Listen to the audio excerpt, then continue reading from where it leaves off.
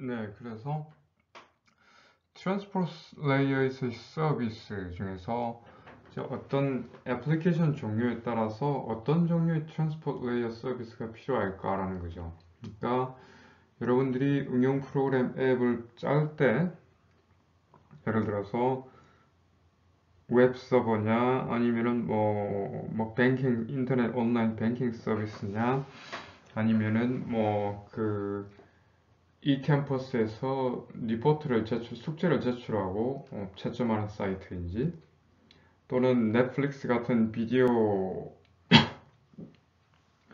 그 서비스인지 아니면은 뭐 인터넷 전화나 카카오톡 같은 그런 그 스카이프나 이런 줌 같은 그런 응용 서비스냐에 따라 가지고 그 어떤 정도의 어떤 종류의 트랜스포트 그 레이어의 배달 서비스가 필요하냐.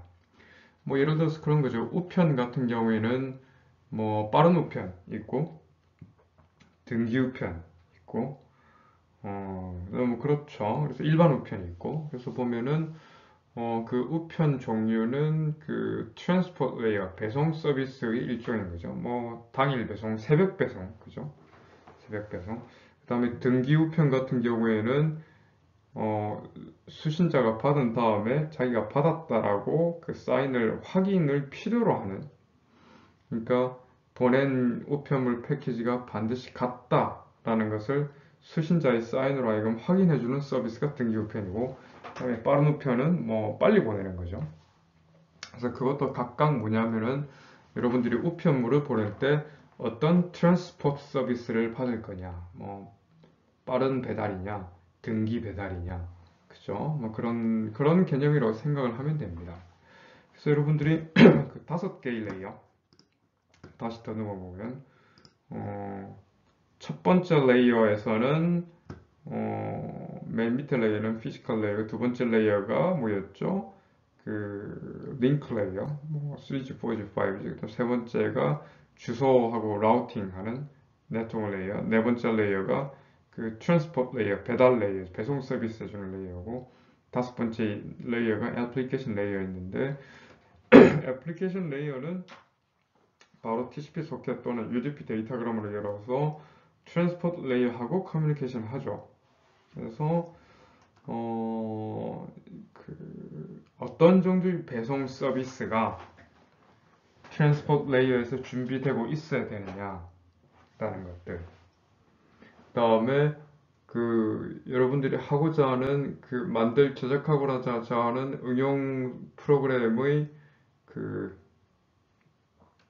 종류에 따라서 뭐 뱅킹이냐 아니면은 뭐 리포트 제출하는 거냐 아니면 이메일이냐 웹 서비스냐 뭐 동영상 유튜브 비디오냐 아니면 스카이프 같은 화상 채팅 뭐 줌 같은 화상 채팅이냐에 따라서 그 어떤 종류의 그 예를 들어 등기나 빠른 우편 그런 그 종류의 트랜스포트 서비스가 있느냐라는 걸 먼저 알아보고 그다음에 서로 다른 종류의 운영 프로그램이 어떤 종류의 트랜스포트 레이어 서비스를 필요로 하는 건지를 알아보면 될 것 같습니다. 그래서 이거를 알면 여러분들이 나중에 이제 응용 프로그램을 설계할 때 이런 메신저 프로그램이에요. 또는 웹 서비스 프로그램이에요.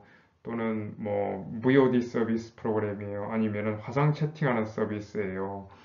또는 뭐 파일 공유하는 서비스예요. 아니면 뱅킹하는 뭐 증권사 사이트 이런 거에 따라서 어떻게 여러분들이 그 응용 프로그램을 짜고 또한 그 어떤 트랜스포트 레이어 서비스를 거기다 갖다 붙이는 것이 적합한지에 대해서 여러분들이 애플리케이션 설계할 수 있는 그런 능력 또는 그런 인사이트, 통찰이 생기겠죠.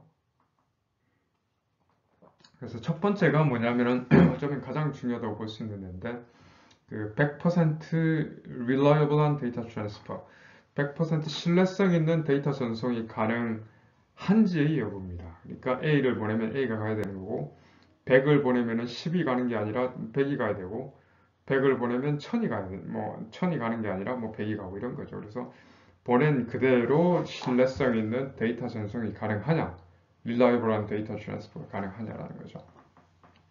근데 얼핏 보기에는 어떤 애플리케이션에서도 이런 100% reliable한 데이터 트랜스퍼가 필요하다라고 얘기를 할 수 있는 생각을 할 것 같은데 사실은 그렇진 않아요. 예를 들어서 뭐 오디오 같은 경우에는 뭐 굉장히 뭐라 그럴까 물론 고음질의 손실이 없는 오디오를 보낼 수도 있겠지만은 뭐 오디오 같은 경우에는 뭐 예를 들어서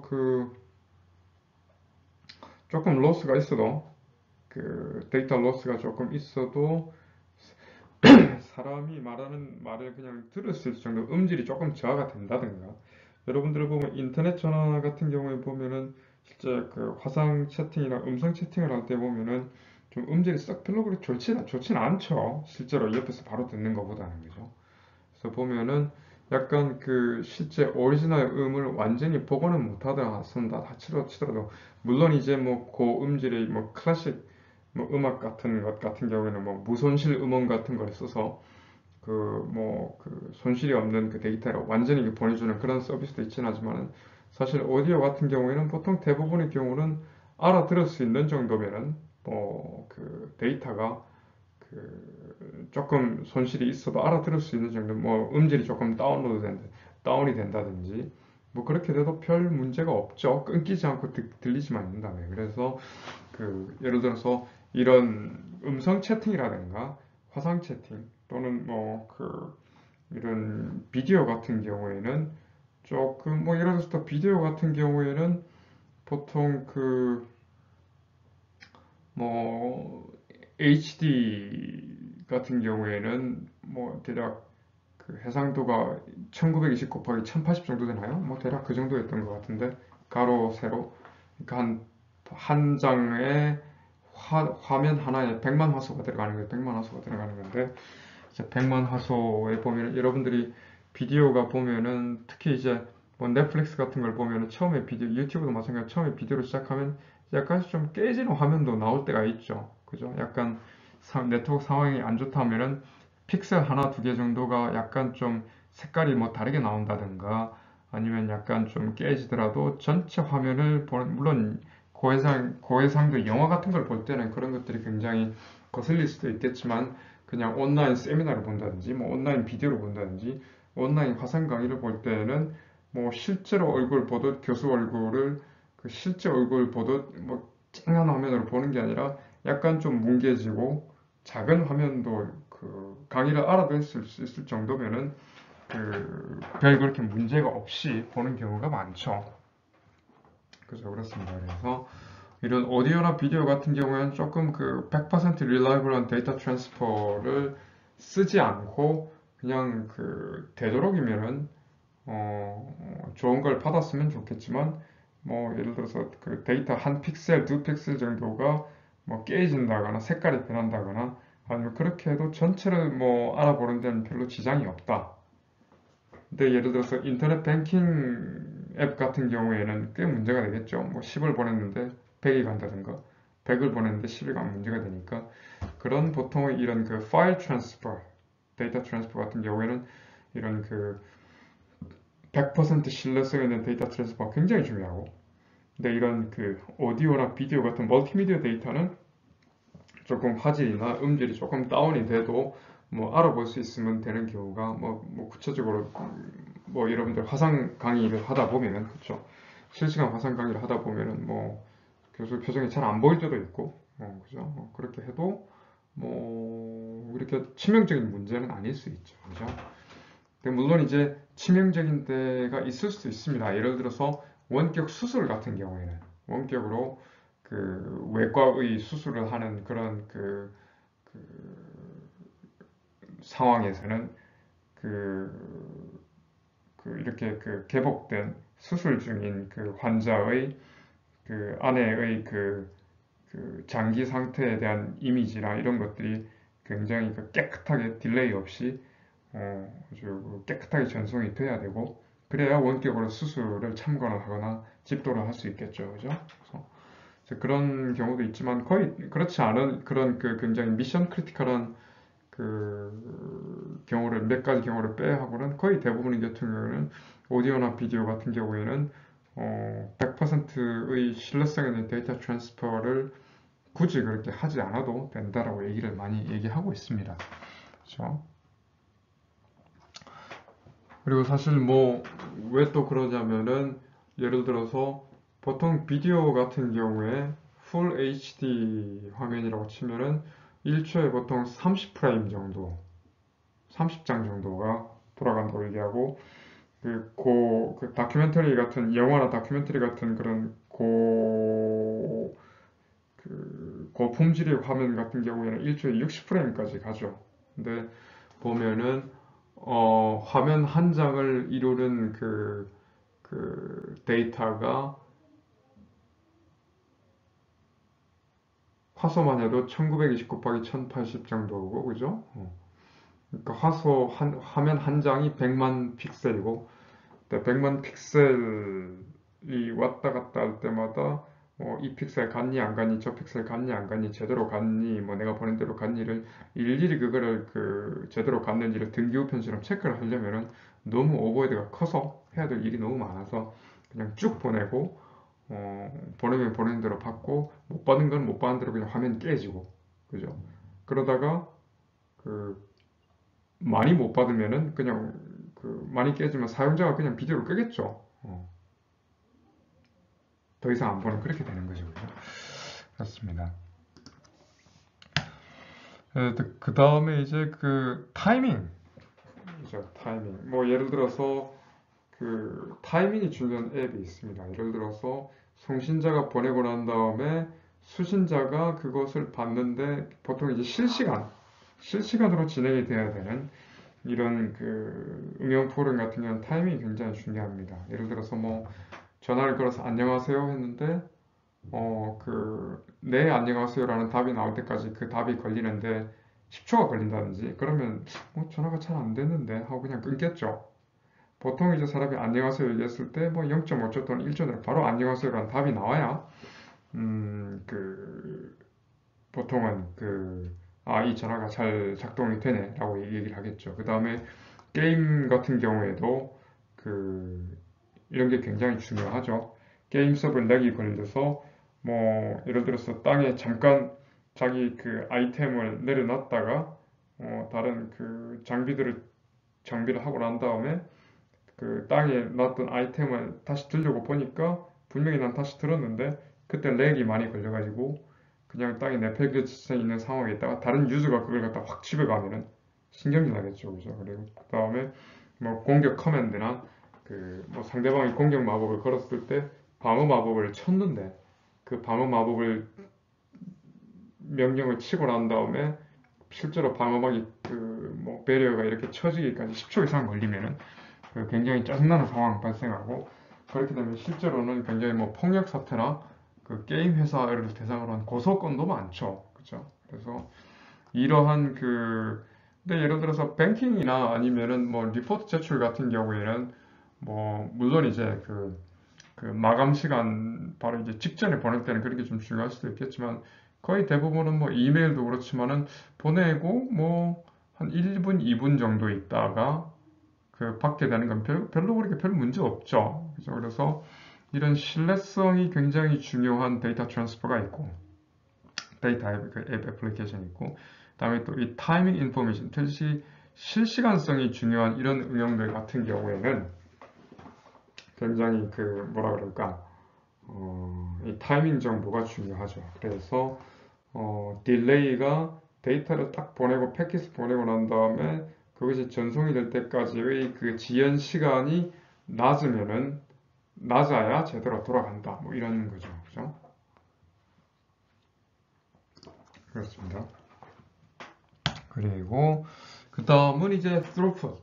이게 이제 뭐라 그럴까 throughput 챕터 1에서 얘기를 했는데 이제 실제로 예를 들어서 몇 메가냐, 뭐 몇 기가냐 이거 나오는 거죠. 그래서 데이터 전송을 할 때 사용되는 동시에 한꺼번에 데이터 전송되는 데이터 양을 얘기를 하는 겁니다. 그래서 주로 이제 뭐 고해상도 비디오라든가 뭐 넷플릭스라든가 이런 것들 경우에는 비디오 스트림 하나 돌리면 몇 메가 정도 들죠. 1, 2메가 정도, 몇 메가 bps 정도 들고 실제로 뭐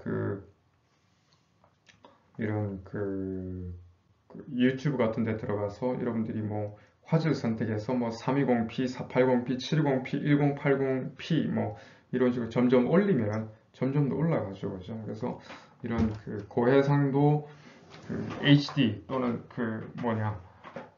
UHD 영상들 같은 경우에는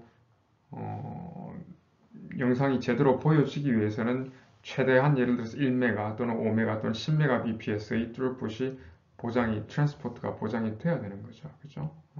그죠? 그래서 보면은 이런 트랜스포트 서비스, 보통 우편에 뭐 등기 우편, 빠른 우편 이런 전 배송 서비스가 있듯이 인터넷에서도 애플리케이션의 종류에 따라서 100% 신뢰성 있는 데이터 전송 서비스, 배송 서비스가 있어야 된다라든가 아니면 이렇게 쌍방향 전화 같이 실시간 대화를 하는 애플리케이션이라든가 이런 인터랙티브 게임 같은 경우에는 타이밍 인포메이션의 정보가 굉장히 중요하고 타이밍에 맞게 늦게 가지 않는 것이 중요한 거죠. 그다음에 이런 고해상도 멀티미디어 데이터 같은 경우에는 대역폭이 한꺼번에 전송될 수 있는 데이터 양이 어느 정도 이상 보장이 돼야 뭐 480p로 볼 수 있어요, 720p로 볼 수 있어요, 1080p로 볼 수 있어요, UHD로 볼 수 있어요라는 그런 서비스가 가능한 거죠, 그죠? 그렇습니다.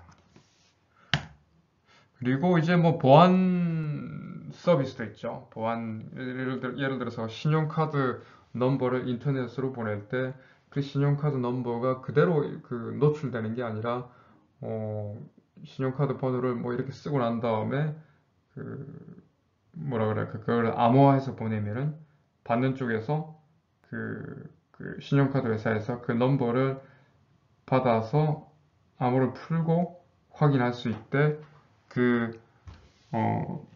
그때 당시 신용카드 넘버를 넣는 사람과 신용카드 넘버를 받는 송신자와 수신자 외에 다른 사람들이 어떤 도청 장치 같은 걸 달아서 그 데이터를 중간에서 뜯어보면은 그 신용카드가 있는 게 아니라 암호화된 패킷들만 데이터만 보이는 거죠. 그죠? 그래서 그런 암호화 서비스도 있어야 됐다라고 해서 그래서 시큐리티라는 측면이 있겠죠. 그래서 대략 한 네 가지 정도가 기초적으로 기본적으로 보통의 애플리케이션들이 필요로 하고 주로 가장 많이 사용하는 트랜스포트 레이에서의 배송 서비스입니다. 그죠? 그래서 여러분들이 이제 애플리케이션을 설계할 때 이제 알아야 되는 게 어떤 타입의 애플리케이션에 따라서 어떤 애플리케이션 같은 경우에는 신뢰성 있는 데이터 전송이 필요할 수도 있고 아닐 수도 있고 타이밍 constraint라고 할까요? 타이밍 조건이 심각하게 지켜져야 된다 아니다라는 거 또는 이런 네트워크 대역폭을 얼마 정도 이상 있어야 된다라는 거. 그다음에 보안 서비스, 뭐 신용카드 트랜잭션 넘버 왔다 갔다 한다거나 비밀번호가 왔다 갔다 한다는 거, 아이디가 왔다 갔다 할 때는 다 이런 암호화가 있어야 안전하겠죠. 아니면은 그냥 데이터를 송신하는 사람과 수신하는 사람 사이에 있는 누군가 여러분도 알겠지만은 인터넷은 굉장히 오픈 네트워크이고 송신자와 수신자 사이에 수많은 엣지와 코어 네트워크 노드들이 다 있죠. 그 사이 어딘가에서 뭐 도청 케이블을 따가지고 그냥 데이터를 다 받으면은 암호화되어 있지 않는 트래픽은 다 그냥 노출되는 거죠, 인터넷에. 그렇죠. 그래서 그만큼 이게 중요한 거죠. 그래서 이러한 종류의 트랜스포트 레이어 서비스들이 있고 그래서 이런 것들이 있다라는 걸 알아주면 좋을 것 같고 그래서 이제 보면은 정리를 하자면은 이 어떤 종류의 애플리케이션이 어떤 종류의 아까 전에 뭐 데이터 로스에 신뢰성 있는 데이터 로스가 허용이 되냐 안 되냐, 신뢰성 있는 100% 신뢰성 있는 전송이 필요하냐 아니냐, 그 다음에 대역폭이 어느 정도 보장이 되어 있어야 되느냐 아니냐, 아니면은 얘기했던 타이밍 정보에 굉장히 민감하냐 아니냐를 쭉 이제 보면 되겠죠. 그래서 한번 쭉 생각해 봅시다. 파일 트랜스퍼, 여러분들 숙제 제출 같은 거 그러면 숙제 제출 또는 뭐 뱅킹, 그죠? 정보. 그 다음에 이메일. 많이 알고 있을 거고. 그 다음에 웹페이지. 그죠? 그 다음에 실시간 오디오 비디오. 약간 뭐가 중요하다고 했죠? 실시간성은? 신뢰성 있는 데이터 트랜스퍼. 그 다음에 대역폭. 그 다음에 타이밍 정보 중에서 실시간으로 가장 중요한 그 오디오 비디오를 전송할 때 가장 중요한 거는 그 타이밍에 굉장히 잘 맞춰서 가야 되는 거고. 그 다음에 스토어드 오디오 비디오. 유튜브 같은 거죠. 얘하고 얘는 다릅니다. 리얼타임은 실시간 화상회의 같은 걸 얘기를 하는 거예요. 그러니까 양쪽에서 다 이렇게 실시간으로 왔다 갔다 하면서 대화를 할 수 있다는 거고, 이 저장되어 있는 오디오 비디오는 유튜브 사이트 같은 거죠. 그냥 한쪽은 저장되어 있고 한쪽은 그냥 보고 있는 거죠. 그래서 이 경우에는 약간의 딜레이가 있어도 되는 거죠. 그죠? 왜냐하면은 뭐 보통 여러분들 유튜브에서 비디오 보면은 비디오를 탁 클릭을 하면은 뭐 처음에 바로 클릭되는 경우도 바로 비디오가 시작되는 경우도 있지만 보통은 5초에서 10초 정도의 광고를 먼저 하고 보여주죠. 그 광고가 광고 수익을 벌기 위해서도 벌기 위해서도 있지만 그 광고 수익을 통해서 5초, 10초 광고를 보는 동안 그동안 이제 그 비디오를 가져오면서 버퍼링을 하고 있는 거죠. 시간을 버는 겁니다. 비디오를 재생할 수 있을 정도의 충분한 비디오가 전송이 될 때까지 가져오고 있는 거죠.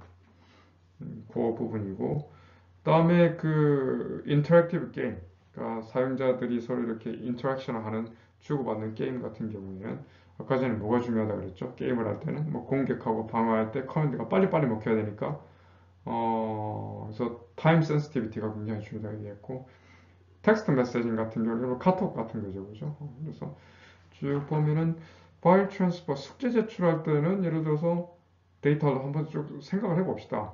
숙제 제출하거나 뱅킹 할 때는 데이터 로스가 있으면 안 돼요? 있으면 돼요, 안 돼요? 안 되겠죠, 기본적으로. 데이터 로스는 되면 안 되고, 그다음 이메일도 마찬가지입니다. 예를 들어서 누구한테 안녕하세요라고 이메일을 보냈는데 하자고 세자는 빠지고 어딘가로 날라오고 안녕이요 하고 들어가면은 그 대화가 완전히 달라지는 거죠, 그죠? 그다음에 웹페이지도 마찬가지입니다. 어디 어디 갔더니 그 웹페이지에 가나다라 마바사라고 적혀 있는데 몇 글자는 빠지고 엉망이고 그렇게 되면 안 될 거고, 그죠? 그다음에 오디오 비디오 같은 경우에는 아까 전에도 얘기를 했듯이 약간의 로스가 있어도 그냥 한 장 정도가 깨지거나 픽셀 몇 개가 깨지거나 아니면 화면이 깨지거나 하면서 뭐, 그럴 경우에는 그냥 그럭저럭 그렇게 전송이 되는 거죠. 근데 하다가 정 안 된다 싶으면 사람이 그냥 끄죠. 하지 말자 하면서. 그죠? 그다음에 대신에 이런 오디오 비디오 같은 경우에는 이런 throughput 어느 정도의 대역폭이 보장이 돼야 좀 안심하고 재밌게 쓸 수 있을 거고.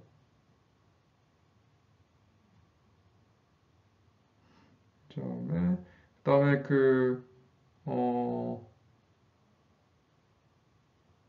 또 인터랙티브 게임 같은 경우에는 로스는 상황에 따라 다를 것 같아요. 상황에 따라서 굉장히 로스가 있으면 안 돼요. 예를 들어서 게임 중에서도 서로 돈을 주고받는 거래 같은 경우에는 로스가 있으면 안 되겠죠. 그죠? 그래서 그런 상황이 있을 수도 있고 아닐 수도 있고 상황마다 좀 다를 것 같습니다. 그죠? 잘못하면은 큰 사고가 일어나죠. 그래서 텍스트 매칭 메시징 같은 경우에도 문자 보낼 때 보통 이제 문자 오타로 인해서 이제 생기는 재미있는 상황에 대한 그런 유머들이 많은데, 그런 로스가 있으면 안 되겠죠, 기본적으로는. 그죠?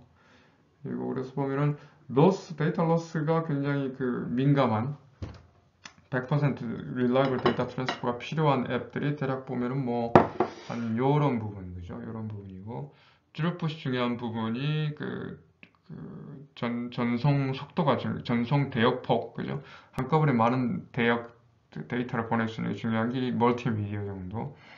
그다음에 타임 센시티비티가 중요한 게 시간적 민감도가 중요한 리얼타임 오디오랑 비디오랑 인터랙티브 게임 정도. 그 정도일 것 같아요, 그죠? 그래서 이렇게 됩니다, 그죠? 그래서 노 로스는 손실이 있으면 안 된다는 거고, 그 다음에 loss tolerance는 뭐 loss가 좀 있어도 된다라는 거죠. 그죠? 그리고 텍스트 메시징은 loss가 있어서는 안 된다는 얘기고, 그리고 throughput 같은 경우에는 뭐 일라스틱한 뭐 탄성적이다, 왔다 간다, 뭐 왔다 간다, 변동 가능하다, 뭐 이런 얘기인 거죠. 그죠? 그리고 오디오 비디오는 뭐 이런 정도의 그 대역폭이 필요하다라고 얘기를 하고 있는 거고, 그죠? 그래서 뭐 일라스틱이란 말은 뭐 많으면 좋고 뭐 그죠? 근데 그렇지만은 적어도 별 문제는 없다. 뭐 그런 식으로 생각을 하면 될 것 같고, 타임 센시티브는 뭐 이런 식으로 되는 거죠. 타임 센시티비티는 뭐 파일 전송, 이메일, 웹 다큐멘트는 별로 중요하지 않고 이 그 리얼타임이 들어가는 그 애플리케이션들, 리얼타임 오디오 비디오 화상 회의하는 것들이라든가 아니면 인터랙티브 게임이라든가 메시지라는 것들, 이렇게 실시간으로 이렇게 왔다 갔다 인터랙션이 왔다 갔다 하는 것들은 그 중요하죠. 그죠? 그렇습니다. 그래서 이런 것들을 여러분들이 이제 채워 넣을 수 있으면 될 것 같아요. 시험 문제, 단골 문제입니다, 사실. 그죠? 그래서 어떻게 나오는 건지. 이제 각각의 애플리케이션의 타입에 따라서 어떤 리퀘어먼트 조건들이 있는 건지에 대해서 잘 파악을 하고 있어야만 제대로 이런 문제들을 풀 수 있겠죠. 네.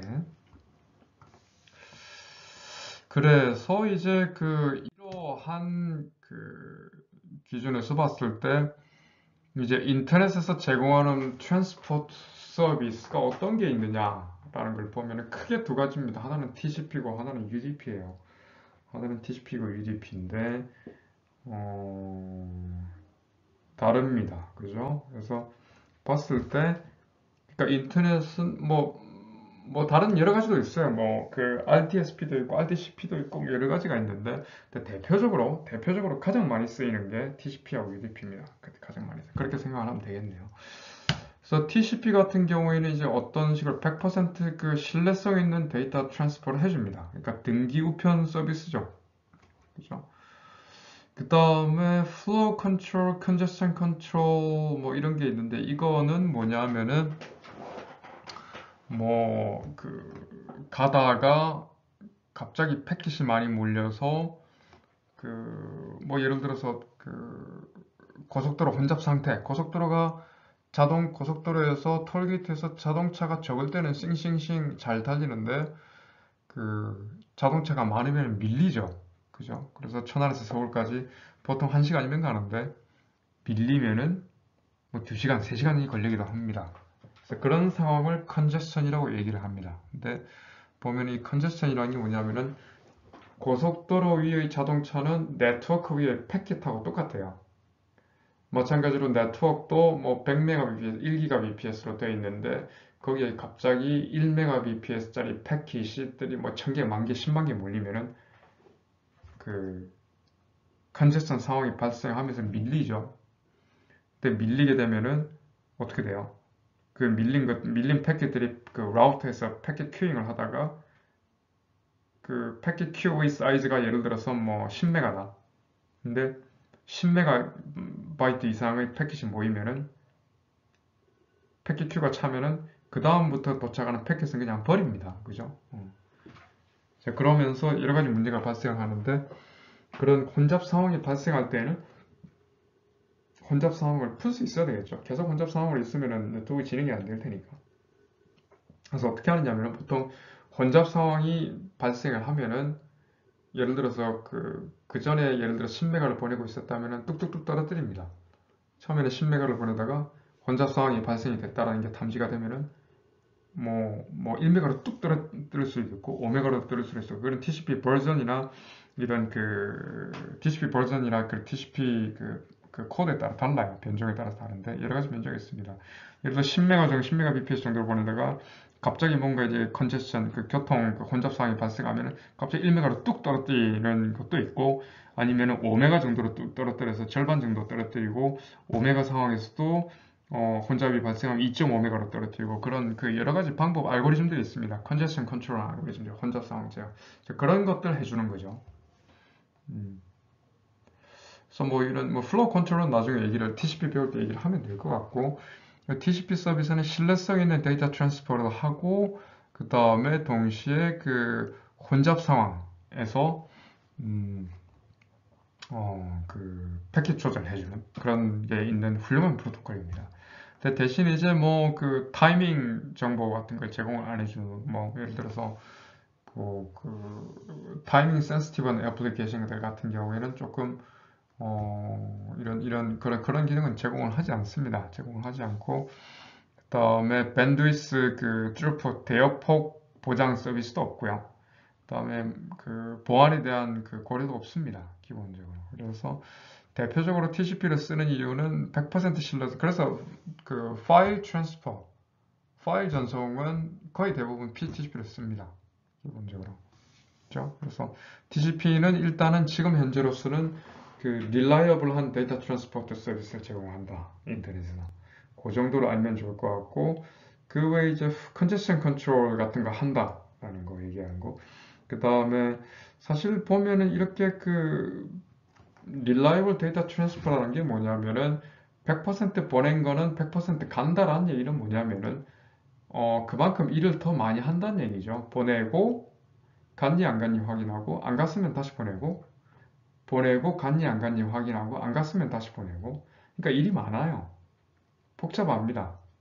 그냥 보내고 좀 가만히 있으면 편한데 보내고 확인하고 패킷 예를 들어서 100만 개 보내면 100만 개 일일이 다 확인을 해야 되는 거죠. 제대로 간 등기우편하고 똑같은 거예요. 그러니까 할 일이 많고 그만큼 복잡하기 때문에 그러다가 또 거기다가 또 중간에 또 이 혼잡 상황 발생하면 거기에 맞춰서 또 이뭐 갔다 그 가는 그 차선을 내렸다 줄였다 하기 때문에 굉장히 복잡합니다. 실제로. 그래서 TCP가 제대로 만들어져서 지금의 그 상황에 오기까지 한 20년 넘게 걸렸어요. 기본적으로.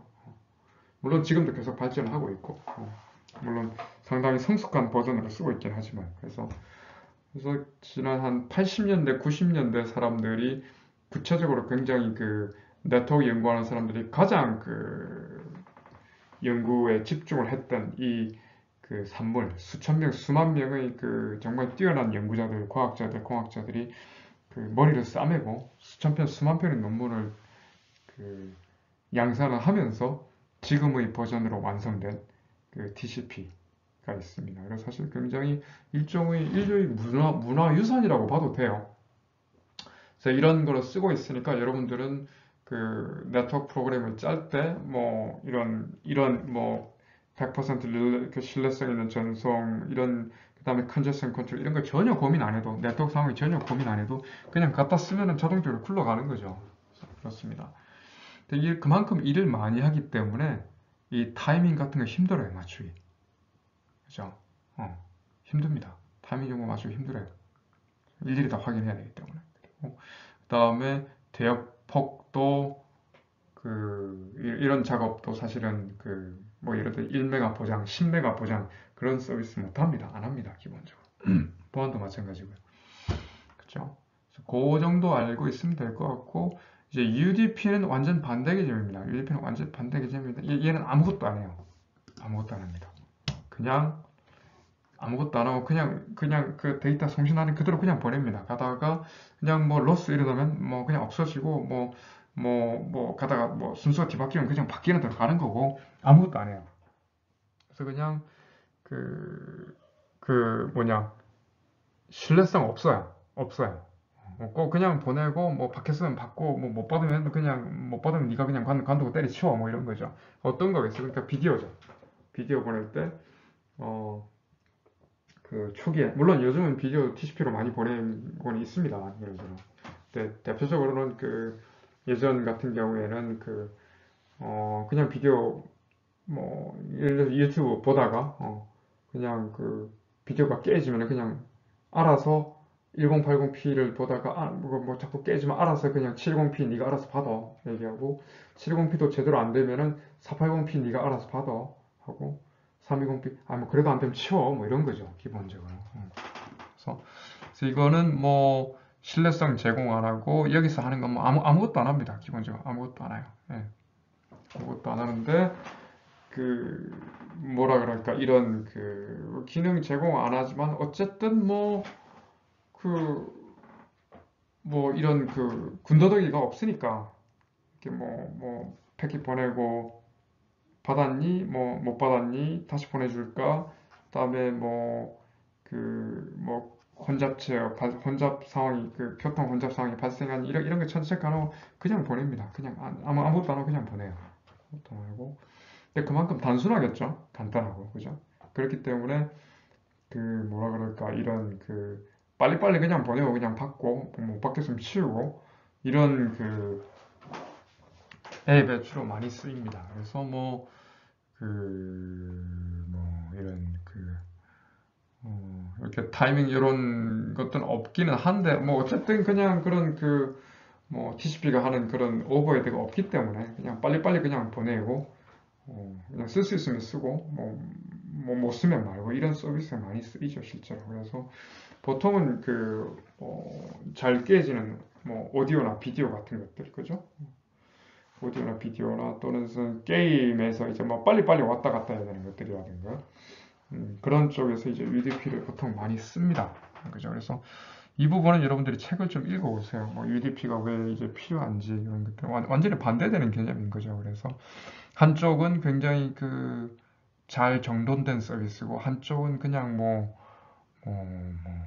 가든가 말든가 어쨌든 네트워크 상황이 좋으면 그냥 쓰고 못 쓰면은 말고 이런 굉장히 양쪽 극단을 달립니다. 양쪽 극단을 달리죠. 그죠? 그래서 여기 관련해서 교과서에서는 이제 UDP를 어떻게 얘기를 하고 있냐면은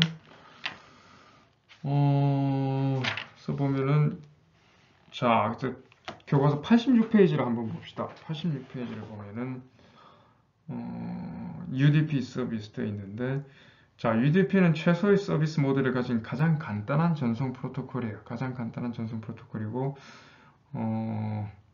자 UDP는 비신뢰적인 데이터 전송 서비스를 제공을 해요. 즉 하나의 프로세스가 UDP 소켓으로 메시지를 보내면 UDP는 그 메시지가 수신 소켓에 도착하는 것을 보장하지 않습니다. 체크 안 한다는 얘기예요. TCP는 체크 다 하죠, 그죠? 그리고 수신 소켓에 도착하는 메시지들의 순서가 뒤바뀔 수도 있어요, 그죠? 근데 반면에 UDP는 혼잡 제어 방식 포함하지 않는다. 컨제션 컨트롤 안 한다는 얘기입니다, 그죠? 안 하고. 따라서 UDP의 송신 측은 데이터를 원하는 속도로 하위 계층으로 보낼 수가 있습니다. 그죠? 그래서 TCP와 UDP의 이런 것들, 그래서 여기 보면은 UDP가 왜 필요한가라는 거, 이런 거 굉장히 좋은 질문인 것 같아요. 그죠? UDP가 왜 TCP는 보면 명확합니다. 그죠? 명확한데 UDP는 왜 필요할까라는 거 이번 주 과제의 문제가 되겠네요. 그죠? 그래서 굉장히 좋은 문제인 것 같은데 왜 UDP가 필요할까라는 거 여러분들이 좀 연구를 해서 과제를 제출해 보세요. 시험 문제 중에서도 나올 수가 있습니다. 그죠? UDP는 아무것도 안 합니다. 나중에 챕터 3 가면은 이제 프로토콜 포맷이 나오는데 정말 아무것도 없어요. 그냥 애플리케이션이 그냥 예를 들어서 가나다라 마바사 보내면은 그냥 아무것도 안 하고 그냥 가나다라 마바사 그냥 보냅니다. 패킷 자르기만 하고. 그죠? 그래서 요거 왜 UDP가 굳이 있어야 되느냐 라는 거 이번 주 과제 문제입니다. 네. 그래서 보면은 이제 아마 이제 마지막 슬라이드인 것 같은데 시험지잖아요. 그죠? 인터넷 애플리케이션이 이제 각각 어떤 트랜스포트 레이어 프로토콜을 쓰느냐라는 거 이것도 시험 단골 문제입니다. 그죠? 그래서 보면은 이메일 같은 경우에는 애플리케이션 레이어 프로토콜이 어떤 거다. 여기에 나오는 이름들은 지금은 좀 낯설 거예요. 웹은 HTTP라는 건 알고 있을 건데 근데 이제 나머지들은 이 챕터 2를 하다 보면 다 알게 됩니다. 이번 챕터 2를 하다 보면 이쪽은 다 알게 되고 이제 그 밑에 있는 어떤 트랜스포트 프로토콜을 쓰느냐라는 거는 이메일은 TCP 쓰냐 UDP 쓰냐 그다음에 웹은 TCP 쓰냐 UDP 쓰냐 이런 거겠죠. 그죠? 한번 보면은 이메일은 이메일 프로토콜 쓸 거고 SMTP나 POP3, IMAP 쓸 거고 그다음에 리모트 터미널 액세스는 텔넷이라는 게 있습니다. 여러분들은 잘 모르겠지만 잘 몰라도 돼요. 지금 현재로서는 옛날에 많이 쓰던 거라서 요즘 SSH 많이 쓰고 있는데 웹은 HTTP 프로토콜이고 파일 트랜스퍼는 FTP 또는 HTTP도 많이 씁니다. 그 다음에 스트리밍 멀티미디어는 RTSP나 RTCP 많이 쓰고 있는데 이거는 굳이 몰라도 될 것 같고, 인터넷 텔레포니도 뭐 VoIP 프로토콜 여러 개 쓰고 있습니다. 그죠? 근데 이제 이번 시험에 여러분들 중요한 거는 이 부분이죠. Underlying Transfer Protocol이 이메일은 TCP예요, UDP예요? 그다음에 터미널 액세스는 TCP, UDP예요? 이런 겁니다. 그죠? 그래서 TCP하고 UDP가 있을 때 TCP하고 UDP 중에서 신뢰성 있는 데이터가 필요한 거는 TCP를 쓰겠죠. 그죠? 그래서 이메일 같은 경우는 어땠어요, 여러분들? 이메일 같은 경우에는 신뢰성 있는 데이터가 필요한가요? 그러면 TCP고 아니면 UDP겠죠. 그죠? 그 다음에 리모트 터미널 액세스 같은 경우는 뭐 SSH 같은 경우 여러분들 뭐 예를 들어서 뭐 굳이 비교를 하자면은 여러분들 뭐 리모트 로긴 뭐 웹 로긴이라고 생각을 해도 돼요. 어딘가에 사이트에 들어가서 로그인을 해서 거기서 내 프로필을 가지고 뭐 주문을 하고 그다음에 뭔가 명령을 입력하고 그러겠죠. 근데 비밀번호 입력하고 해야 되는데 그 신뢰성이 있어야 되나요? 없어도 되나요? 신뢰성이 있으면 TCP고 없으면 UDP겠죠. 그죠? 웹 같은 경우에는 뭐 수강 신청 시스템, 뭐 웹에서 요즘 숙제 다 제출하고 있는데 TCP 쓰겠어요? UDP 쓰겠어요? 파일 트랜스퍼, 숙제 제출할 때 TCP 쓰겠어요? UDP 쓰겠어요? 그 다음에 스트리밍 멀티미디어 같은 경우에는 TCP 쓰겠어요? UDP 쓰겠어요? 인터넷 전화 같은 경우는 TCP 쓰겠어요? UDP 쓰겠어요? 라는 거 여러분들이 쭉 파악을 하고 뭐 시험 같은 거 치면 되겠죠. 뭐 생각을 하면 다 답은 나옵니다. 그죠? 그래서 이렇게 애플리케이션 레이어 프로토콜들의 이름들이 있고 그래서 요 챕터 2로 다 배우면 여러분들이 알게 될 겁니다. 각각에 대해서. 그죠? 그다음에 이 각각의 애플리케이션들이 사용하는 트랜스포트 레이어 서비스 예를 들어서 뭐 등기 우편이냐 빠른 우편이냐라는 것들 그런 것들은 예를 들어서 뭐 이렇게 되는 거죠. 그래서 다 TCP고 스트리밍 멀티비디오 같은 경우에는 뭐 UDP도 쓰고 TCP도 씁니다. 그죠? 그래서 이런 경우도 한번 여러분들이 알아서 숙제를 해보면 좋을 것 같아요. 스트리밍 멀티미디어 같은 경우 어떤 경우에 TCP를 쓰고 어떤 경우에 UDP를 쓰는지 인터넷 전화 같은 경우에는 어떤 경우에 TCP를 쓰고 어떤 경우에 UDP를 쓰는지 그래서 이번 주 숙제는 두 가지입니다. 그래서 하나는 왜 UDP가 필요하냐 하는 거. 그 다음에 스트리밍 멀티미디어랑 인터넷 전화 이런 경우에는 어떤 경우에 UDP 쓰고 어떤 경우에 TCP 쓰고 뭐 둘 다 정답이긴 한데요. 그죠? 라는 거 요거를 정리를 해서 숙제를 제출을 하면 됩니다. 네. 네, 그 다음입니다. 그 다음에 이제 TCP의 보안, 암호화를 어떻게 걸어줄 거냐라는 거죠. 그래서 TCP와 UDP는 암호화 모듈이 없습니다. 그래서 여러분들이 뭐 신용카드 번호를 보내면은 그냥 그게 그대로 네트워크를 따라 신용카드 번호가 돌아다니는 거죠. 위험하겠죠. 여러분들이 패스워드를 치면은 TCP와 UDP를 쓰면은 그냥 그 패스워드가 캐릭터 그대로 돌아다닙니다. 그러면 아무나 그 데이터를 갖다 그냥 딱 따와서 그냥 보면은 그대로 노출 위험하겠죠. 그래서 암호화를 시켜줘야 되는데 그래서 이 시큐어 소켓 레이어라는 SSN이라는 시큐어한 소켓 레이어를 씁니다. 그래서 이거를 써서 TCP 커넥션 자체를 암호화 시킬 수 있는 서비스를 제공을 하는 거죠. 그죠? 그렇습니다. 그래서 원리는 어떻게 되냐면 원래는 이제 애플리케이션 레이어가 있고 그 바로 밑에 TCP 이 트랜스포트 레이어가 있는데 애플리케이션 레이어가 TCP랑 바로 커뮤니케이션 하는 게 아니라 애플리케이션이 SSL 라이브러리를 사용을 해서 데이터를 보내고 그 다음에 SSL 라이브러리가 TCP를 통해서 데이터를 보내는 거죠. 그러니까 우리가 전에 OSI 7 레이어 볼 때 보면은 그 애플리케이션 레이어 밑에 프레젠테이션 레이어 있었고 세션 레이어가 있었죠. 그러니까 애플리케이션 레이어 밑에 프레젠테이션 레이어에 해당하는 게 SSL 라이브러리고 그러니까 거기서 암호화를 지원해 주는 거죠. 그래서 원래는 애플리케이션이 그냥 다이렉트로 TCP를 통해서 패스워드를 보내던 걸 애플리케이션이 SSL 라이브러리를 수행을 해서 데이터를 보내면은 암호화된 데이터가 TCP로 통해서 가게 되는 거죠. 그죠? 그래서 Secure Socket Layer는 결국은 SSL은 애플리케이션 레이어에 있는 겁니다. 그래서 그림으로 그리자면은 애플리케이션이 있고, 여러분들이 예를 들어서 뭐 웹 브라우저, 크롬이나 인터넷 익스플로러가 있으면은 똑같은 애플리케이션 레이어에 있는 다른 SSL 이런 그 애플리케이션 코드가 있어서 애플리케이션 레이어에 있는 애플리케이션이 SSL 쪽으로 데이터를 보내면은 SSL이 대리로 TCP에게 암호화된 데이터를 보내주는 거예요. 그래서 이런 그 구성도 재미있는 것 같아요. 그래서 이렇게 구성이 되어 있다라는 것도. 그래서 예를 들어서 뭐 이런 것들을 알아볼 수가 있는 거죠. 그죠? 이것도 중요한 내용인 것 같습니다.